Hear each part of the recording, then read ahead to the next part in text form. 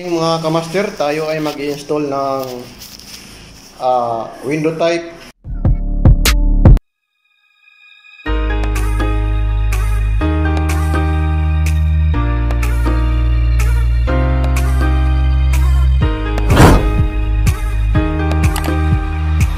Bago pa lang tayo magpakabit ng magpa-install, wag muna magbutas.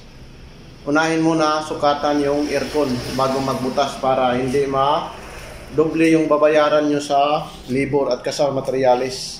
Unang gagawin is sukatin mo yung taas nya. Yan. Yan. Kung may nasukat ka na 32, so lagyan mo ng allowance na tag 1.5 or 1 cm. So ayan, kung 32, so dapat lagyan mo ng 35. Tapos pag dito naman, so nakalagay is 40. Ayan. So dapat may allowance ka na 41, dapat maging 44 or 45 yan.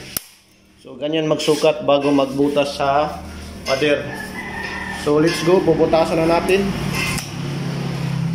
Magsukat pala tayo galing dito sa floor papuntang taas. Is yung height niya, is yung standard niya is 180.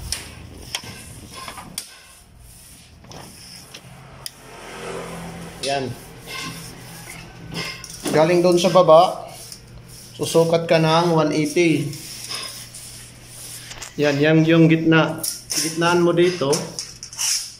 Then, yun igitna mo yung aircon. Galing sa 180. So, kaya, let's go. Gamit tayo ng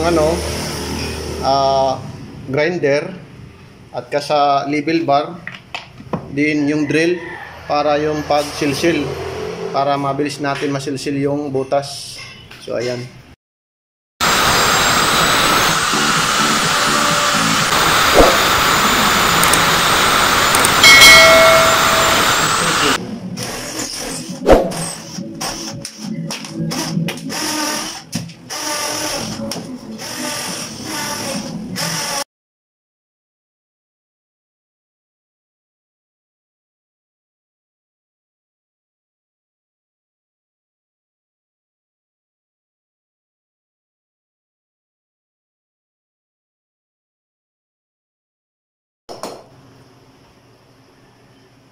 Halo. Okay. Dek. Tara.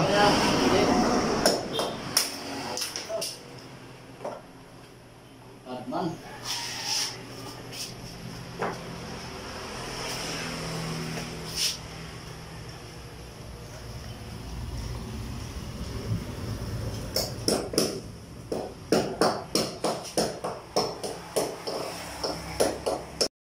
Ayan mga master, tapos na-install namin yung aircon.